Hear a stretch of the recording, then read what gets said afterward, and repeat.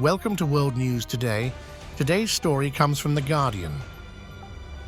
European leaders have called for greater unity and military cooperation across the continent in response to comments from Donald Trump that threatened to undermine the basis of Nato.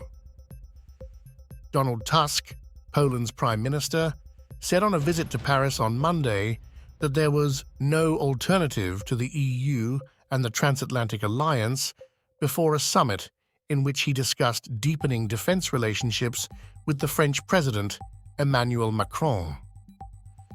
It is probably here in Paris that the words from The Three Musketeers by Alexandre Dumas resonate most clearly. All for one and one for all, said Tusk in a thinly veiled riposte to the former US president and front-runner for the Republican presidential nomination.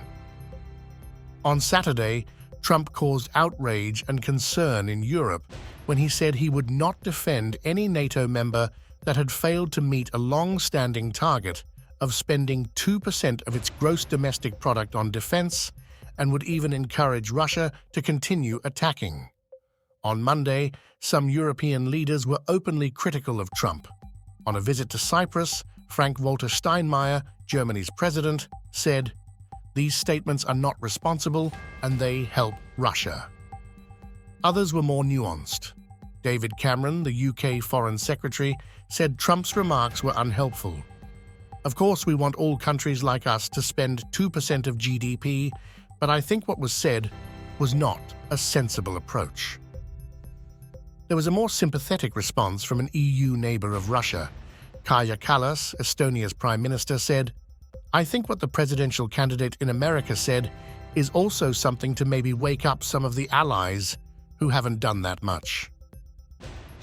Tusk, who leads the NATO country with the highest proportion of defense spending, said, "The European Union, France and Poland must become strong and ready to defend their own borders and to defend and support our allies and friends from outside the Union." The Polish Prime Minister, a centrist who took over in December, later visited Berlin, where he met the German Chancellor Olaf Scholz, a trip billed as an effort by Tusk and his civic coalition to bolster EU defense links alongside NATO. Outgunned and exhausted, what hope for Ukraine if US military aid dries up?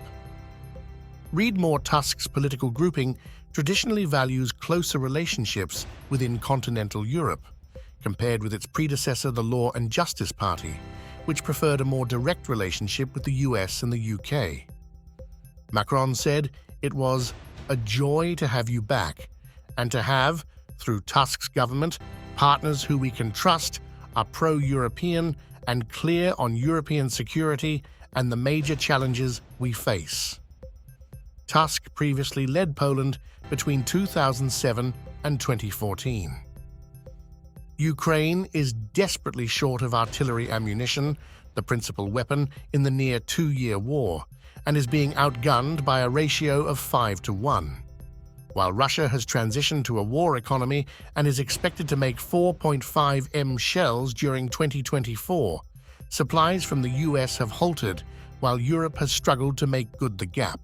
A pledge by EU leaders to manufacture 1 M shells in the year to March 2024 has fallen short, and European leaders have been criticized for being slow to issue contracts significant enough to allow private sector manufacturers to rebuild. Thanks for watching this video. The sources can be found in the description below.